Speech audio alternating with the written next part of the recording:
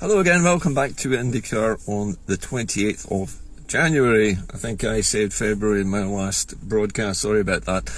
Anyway, here we are on Sunday the 28th, and what is in the news today? Well, not a great deal, I think, is the answer to that, although I will go through one or two news items just to begin with. Now, the first news item, you probably already heard about this, but there was a supposedly British tanker attacked by Houthi rebels in the Red Sea recently, and a drone struck this vessel and set fire to part of its deck.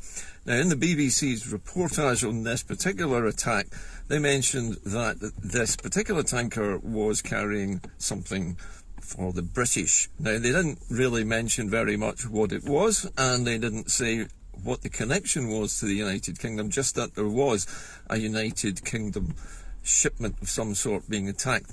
But what they neglected to tell you was what that actual shipment is, or was, and it was, or is, Russian oil. So it seems that the British company concerned was actually importing Russian oil, which is providing new funds to Vladimir Putin to prosecute his ongoing war effort in Ukraine. And this is something that the BBC very coyly failed to mention in its reporting, as did most of the rest of the UK's media.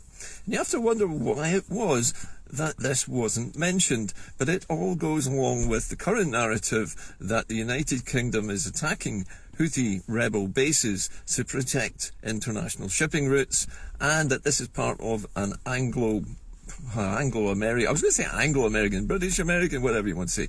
Anyway, this is part of a two-handed operation between the United States and the UK, along with one or two other helpful allies. I believe Australia and Canada may be involved in this as well.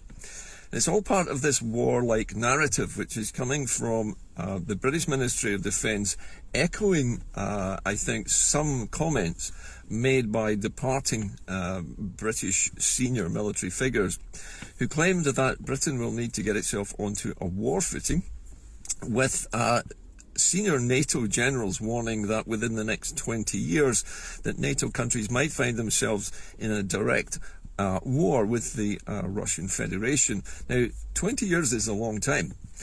But on the back of that, there are also reports across social media, which, interestingly, neither the American Department of Defence nor the British Ministry of Defence have either confirmed or denied, that there are plans to ship further nuclear weapons from the United States arsenal to England. Now, primarily England, because English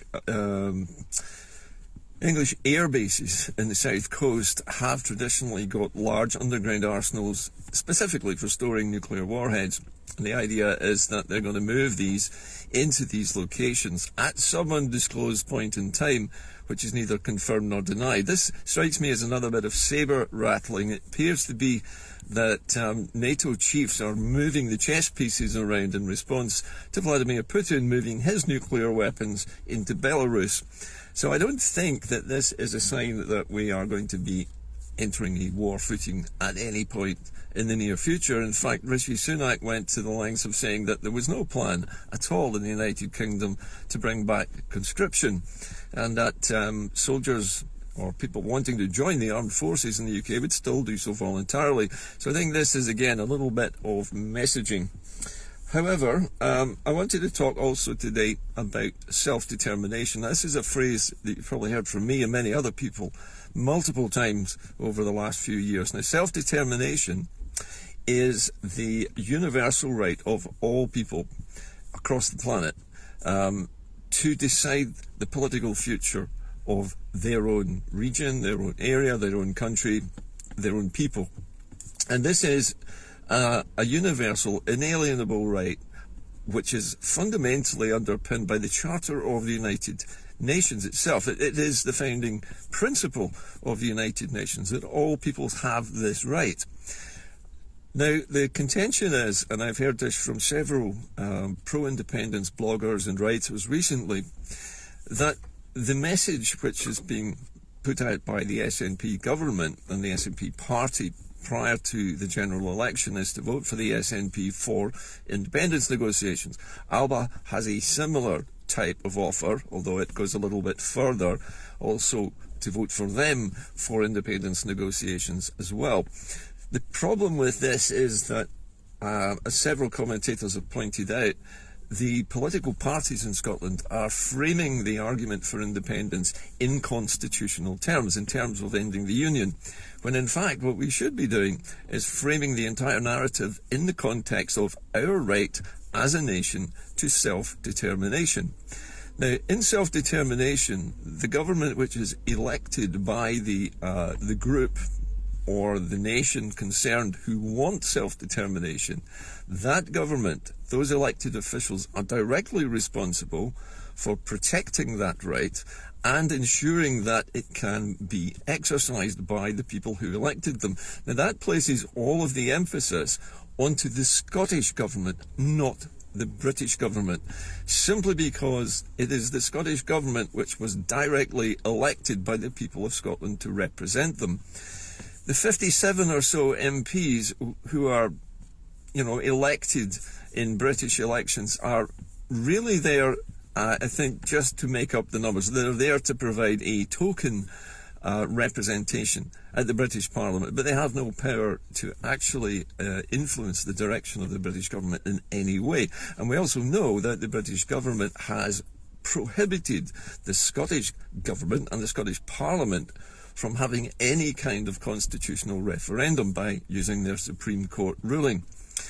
However, and this is the big however, there is still their international right to self-determination. And if the entire independence campaign strategy was reframed so that it is a campaign to give the Scots the right to exercise that self-determination, that would change things considerably, because, for one thing, the parties who actually say that in their manifesto pledges in either a general election for the UK or, more importantly, a general election to Holyrood, would then have to inform the international legal arbiters, the United Nations, the European Union, the International Court of Justice, and so on, of our intention to exercise our right to self-determination, and telling them that, for example, the next Holyrood election will be an exercise of that self-determination because we do not have another way of doing it. Or the Scottish government, as it's elected at Holyrood, does the same thing, but actually tells these international arbiters, these international courts and international organisations, that the Scottish government is going to provide a referendum, a self-executing referendum, which gives the people of Scotland a complete say on whether or not they want the union with England to continue or not. And that is another exercise of self-determination. It is probably better if the Scottish government holds a binding referendum with reference to the International Court of Justice, the United Nations Charter, and invoking the Scottish people's right to self-determination, because that cannot be overridden by United Kingdom laws or legislation coming out of Westminster.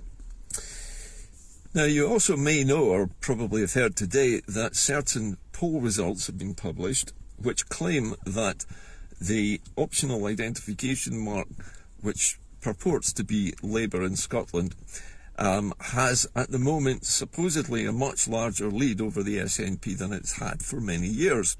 Now, this is debatable. It depends who it is who's commissioning the poll and what it is they want the pollsters to highlight. But I would suggest that this is just another piece in this narrative coming from the United Kingdom media and United Kingdom's parties, that the Scottish Parliament and the Scottish Government and the SNP and Alba and the Greens in particular, all of them, are on a losing wicket. This is to make us feel hopeless. It's the usual story. It's more grim news. Scotland's too wee. It's too poor, and it's not smart enough to be independent. Now, it's also probably escaped most people's attention that at the end of this month, in fact, on the last day of this month, the European Union will finally implement the import taxes and duties on all farm foods going from the European Union into the United Kingdom. Now, until now, the United Kingdom government and the EU had an agreement which deferred this action until now. And that means that nobody has so far felt the true effects of these Brexit taxes and duties. But we will be feeling them as we start into February this year. And these will affect about 41% of all of the farm produce which is on our supermarket shelves, and it is likely to force prices up even further than the already inflated levels that we see currently. This is one of the so-called Brexit benefits. It's a benefit which is a negative benefit. It's going to push up prices, it's going to slow down imports, it's going to make it very difficult for United Kingdom supermarkets and grocery chains to supply European Union food, which makes up 41% of our diet at the moment. And the problem here is that this will generate scarcities, because the long lead times in getting this stuff into the United Kingdom, through all the border checks, with all the duties being paid, all the paperwork and the bureaucracy that goes with this Brexit benefit, is going to push these prices up, and people will start to feel the true effects of what Brexit really means when you isolate yourself from your largest trading market like this. Now, moving on now, back to, I suppose, the issue of self-determination. It is important, bearing in mind what I've just said about food prices going up because of Brexit, that Scotland does have a chance to change its own future. But that will depend on its political parties accepting that self-determination is the only way of freeing itself from the clutches of the United Kingdom and reversing the effects of Brexit by starting to trade with the European Union on our own terms. Now, after exercising your right to self-determination, because it would be a self-executing vote, that means that Scotland would become independent, would not necessarily need to negotiate very much with the rest of the UK, other than, I suppose, some monetary settlement, which would entail Scotland having a 10% share of UK assets and so forth. But it doesn't necessarily follow, but we would become independent, and at that point a new Scottish government and parliament would need to be elected, which would then decide to propose either that we rejoin the European Union as a full member, or I would think there would be three options on this particular ballot, or that we join the European Free Trade Association so that the trade barriers are gone and we can trade normally but without being a full member of the EU, or we just leave things as they are and struggle on with Brexit.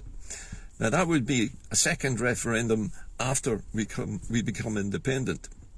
But it wouldn't be possible if we stay in the UK, because it's never going to reverse Brexit.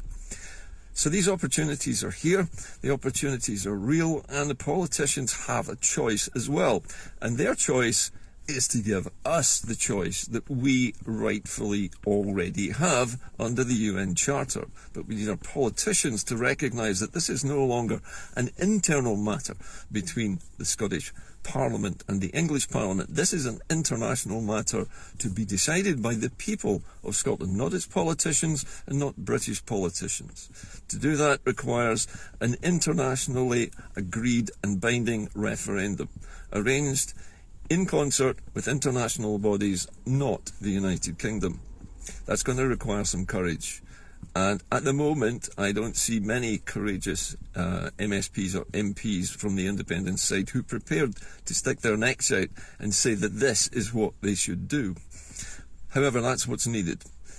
And if it's going to happen, again, we have to put pressure on our own politicians to do this and to change the narrative away from negotiating anything with the United Kingdom government and onto a fully fledged, internationally agreed referendum which is binding and self-executing, where the people are given the choice to exercise that right to self-determination and to choose for ourselves whether we want the Union to continue and suffer the depredations of Brexit and Tory governments and the war-making kind of antics of the UK in partnership with the United States, or whether we wish to throw our lot in with the European Union and continue our normal peaceful trade with them. I think it's a no-brainer for most of us. I know that there are some people who will continue to support Brexit despite the rising costs of food, but that's up to them. But the fact is that they would still have the right to vote in this internationally recognised vote. If they didn't want to leave the Union, there's always a choice. It's not just a single bladed knife. It cuts both ways. But it needs to happen, and it needs to be articulated by our politicians. So I'm just mentioning this now because I want you to start talking about it. Salvo is already talking about this and is making contact with various European institutions as we speak. And I'm sure there will be other parties and organisations doing similar things. But that's it from IndyCar today. I thought I would just try and bring you up to date that the UK's firms are importing Russian oil, but the BBC doesn't want to tell you that in its reporting. The polls are dubious, and I feel that any UK polls that are published in UK-owned papers at the moment are bound to be biased against independence. It's inevitable. And food duties on European Union imports are going to push the prices of basic subsistence foodstuffs through the roof when it comes to February this year. Anyway, that's it from me today. I hope you'll join me again later in the week when I should have some more news for you on the independence cause and anything else that directly affects Scotland. That's it from me today. I'll talk to you again later in the week. Remember, keep the faith, and if you can afford to, please keep donating to this channel. The link is in the description. Bye for now.